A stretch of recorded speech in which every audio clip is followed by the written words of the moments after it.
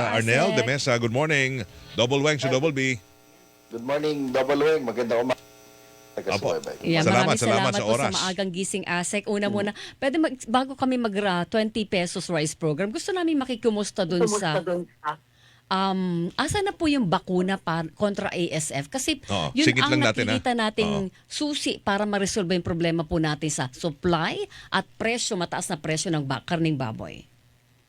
Actually, naging tuloy-tuloy po yung ating pagpababakuna using yung controlled vaccination natin at naging maganda yung resulta dito sa mga lugar na nagkaroon tayo ng bakunahan. At ang pagkakaalam ko ay nag-iintay na lang tayo ng mga konfirmasyon galing sa FDA para doon sa commercial release nitong bakuna. Yung sabi nyo naging maganda, ASEC, ibig sabihin, yung na-roll out initially ho yan, hindi na ho bumalik Ito yung yung ASF libre. doon. Ito yung libre, oo. Ang hindi tayo nagkakamali sa may area sa Batangas, nag-pilot tayo dyan. So ibig sabihin, wala na hong ASF dyan, naging effective na ho yung bakuna, kanyo? Matanda natin, Weng, last year, lalo na yung third quarter, yung kaya tinatawag yan na third quarter storm sa mga livestock industry, more than 500, almost 600 na barangays. Karamihan yan ay sa Batangas at dito sa Central Luzon na tinamaan ng ASF. Nung nagkaroon tayo ng bakunahan, sa ngayon wala nang active case sa Batangas. Karamihan ngayon nasa Bohol. 67 na lang. Actually, bumaba pa yan sa level ng 30 barangays na merong active cases. So, doon pa lang makita natin na naging epektibo itong bakuna, at Opo. least doon sa mga lugar na naapektuhan itong ASF. Itong nabanggit ito ng mga lugar, Batangas, Central Luzon, dyan ho maraming supply tayo o produksyon ng baboy na ang sinusupplyan dito sa Metro Manila ho ba? Yes, actually number 1 and number 2 ang Central Luzon at Southern Tagalog Okay. na nagpo-produce ng baboy para sa ating bansa. Bakit ho mahal pa rin ang baboy? Kung meron na hong supply after being free from African swine fever, yung mga lugar na yan, bakit daw nagmamahal pa rin? Hindi ganun kabilis ang recovery kasi ilang buwan bago kasi magkaroon ka ng pag-aalaga at saka of course bago nagkaroon ng ASF, ang total population ng baboy sa ating bansa is more than 13 million. Sa ngayon, nasa less than 9 million pa lang. So, dahan-dahan yung recovery. Bumaba pa yan ng less than 7 million yung ating baboy. So, kaya naman, actually nakiusap at talaga yung ating mga industry stakeholders kay Secretary at pinagbigyan naman niya na while they are recovering, Tanggal alam muna. naman natin, tanggalin muna. Grabe kasi yung stress doon sa demand. Grabe yung demand. Opo. Ang daming naging celebration, tapos nag-election tayo. At limited pa nga yung supply. So that's the reason bakit na nag-request sila ng apila na pansamantalang itigil muna yung implementasyon ng MSRP sa karneng baboy. Asek, kailan nyo nakikita o target na maibalik yung normal natin na populasyon ng mga baboy? Kailan nyo nakikita yan? 13 million. Oo, medyo malaki yung kailangan natin i-recover. Normally, mga ano yan, doon sa dami ng nawala, mga 2 to 3 years, starting this year, yung nakikita natin talaga na start ng recovery, na maibalik at least sa level ng pre-ASF. Tumama yung ang ASF, August 2019. Oo, medyo matagal lang tayong inabala ng ASF. Pero 2 to 3 years? 2 to 3 pa? years, ang tagal pa nun. So, ibig sabihin nun, within that 2028? span of time, Ano? magtsatsaga tayo sa medyo mataas-taas na presyo ng baboy dahil yung supply ay irregular. Kaya naman puspusan yung ating repopulation program. Katuwang siyempre kailangan natin ng mga effective na bakuna katuwang dito. Kasi kailangan matanggal yung takot sa ating mga magbababoy. So kailangan din niya may corresponding na insurance program. Kasi nga medyo ito kasing sakit na to pag tinamaan talagang wipe out yung buong Population. farm. Farm. Talagang buong farm population talagang walang patawad. Oh, last- 100% mortality. Opo. Last point ko dito sa karning baboy, Asek. What's wrong with FDA? Parang ang haba po ng process bago mailabas yung approval para po sa commercial use ng bakuna laban sa ASF.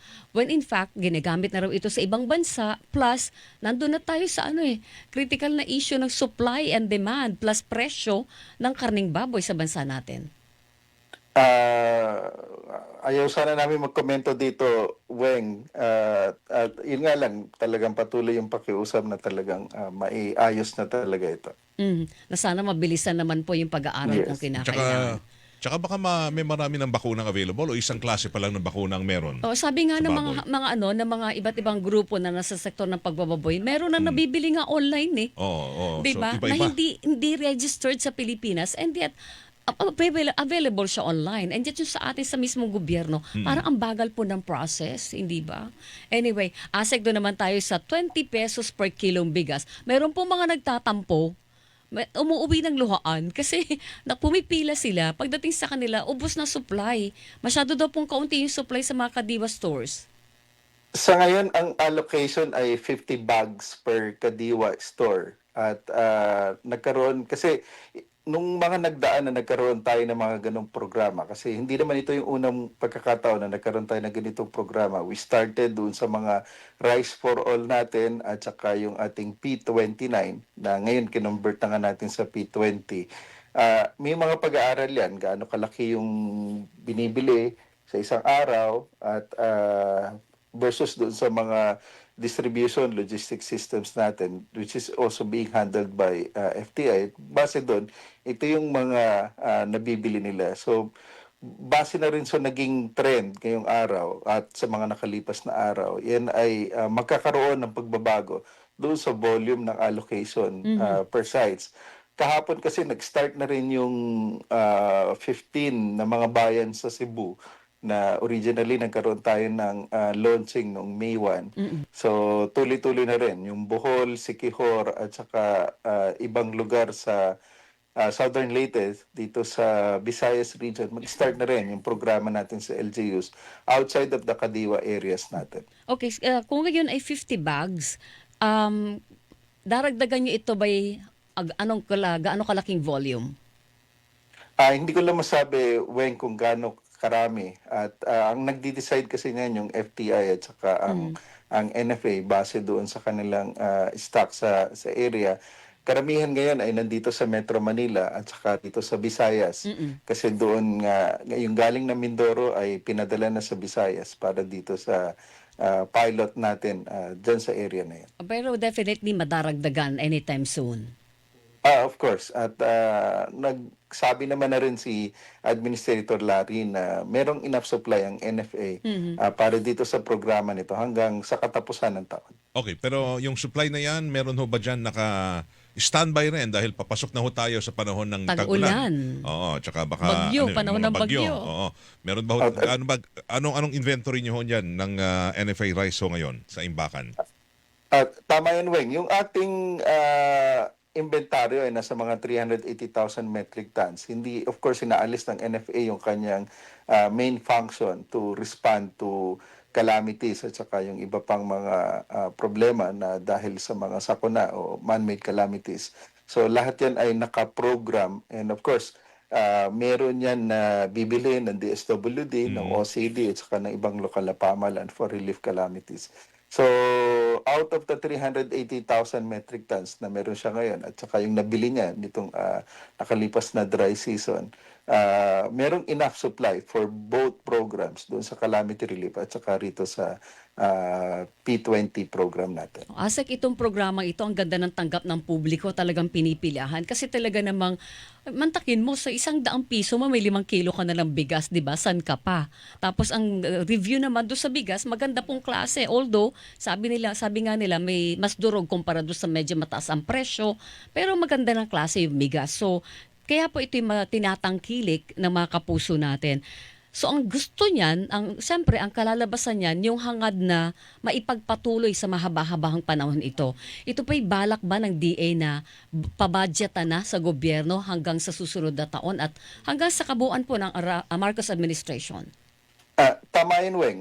For the entire year, 2025, meron na tayong budget, 5 billion for the subsidy doon sa mga programa natin hanggang December nga.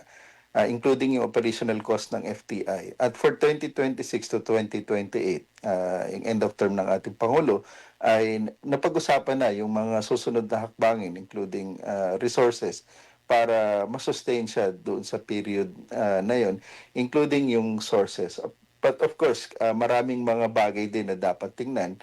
Halimbawa, paano ito makakaapekto doon sa overall na presyo sa farm gate at saka yung presyuhan din dito sa ating mga pamilihan. Pero at the end of the day, tama ka, maganda yung response ng ating mga kababayan. At gusto natin ito na maging sustainable at tuloy-tuloy.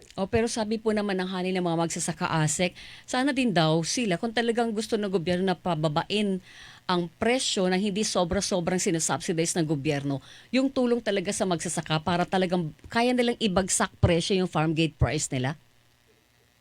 Kaya yung ating mga programa ngayon, tuloy-tuloy yung pagbibigay rin natin ng subsidiya sa mga binhi, pataba, makinarya at saka patubig. At ngayon meron tayong nilunsad na bagong programa, yung Agri Puhunan at Pantawid Program, na kung saan nagbibigay tayo ng credit assistance sa ating mga farmers na pondo, may kasama yun na ayuda para pantawid habang iniintay nila yung kanilang, kumbaga combined credit at saka financial assistance ito sa ating mga farmers. Magkano yung Na financial 2% interest assistance? rate.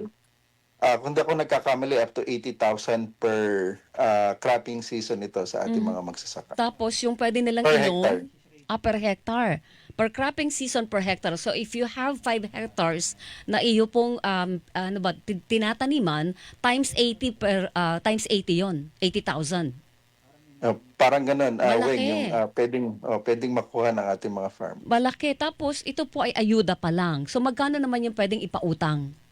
Hindi, combine na yon ng Combine. credit assistance per cropping assistance. Oo. So, merong yung part na gagamitin nila for inputs, pambili nila ng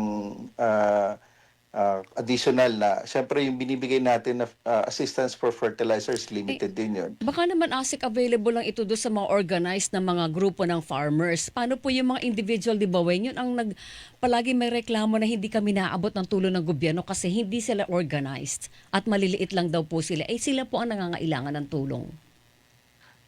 Kaya ini-encourage namin, Weng, for efficiency ng farm operations, kinakailangan talaga magkaroon ng tinatawag na clustering and consolidation. Ang target talaga nitong clustering and consolidation natin, yung mga maliliit na magsasaka ay mapunta doon sa clustered organization. Kasi kung mananatili na individual, maliliit, less than 1 hectare or 1 hectare, everything is very expensive kasi hindi sila makakakuha ng mas mura, yung may pautang, yung kanilang serbisyo, lalo na sa mechanization, very inefficient. Imagine mo kung meron kang makinarya, hindi ka bibigyan ng isang harvester kasi kung less than 1 hectare, ilang beses mo lang yun gagamitin, diba? So, very inefficient pag maliit ang farms. Baka mas malaki yung wastage ng resources pag ganon. That's exactly correct. Pero ganito, balik lang ako konti doon sa 20 pesos na bigas na binibenta ho natin, 'di ba, binibilihan sa ating mga magsasaka. Napapansin nyo ba may magandang epekto ho ba ito doon sa mga magsasaka ho natin? At least kumikita na ho sila ngayon ng maganda-ganda? Sa yung mga lugar na, of course, na binibili natin ng NFA, talagang mas maganda yung bilihan doon kasi 23 to 24 pesos yung pagbili ng NFA sa kanila.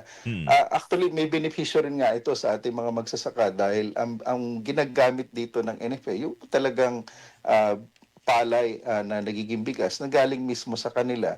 At yung space ngayon na nalalagyan dati ng palay at bigas ay nafe-free up, so mas lalong nakakabili mas marami ang nabibili ng NFA sa ating mga magsasaka, lalo ngayon ng kakatapos na dry season at pagdating ng wet season, mas magiging ready at mas magiging marami yung mabibili ng NFA sa kanila. Opo, yung variety na binibenta sa NFA ngayon ng mga magsasaka, mas marami ang pinipili nilang ibenta na ho sa inyo kaysa sa mga trader. Tama yun kasi nga mas malaki ang benta ng bili ng NFA sa kanila. Okay, that's good news. Now ngayon, yung second tanong ay ito lang panghuli, yung presyo naman ng iba, yung mga prevailing presyo ng bigas ngayon nasa 45 pa rin. Ano ang programa para doon sa mga tumatangkilik naman sa ibang mga klase ng bigas, premium, ano pa ba yun, yung mga well-milled, ay affordable rin kahit papano. Yung sa MSRP natin sa mas magandang klase ng bigas, ito yung 5% imported natin na premium, nananatili yan at 45 pesos. Tapos yung ating rice for all na 25% broken, nasa 35 pesos.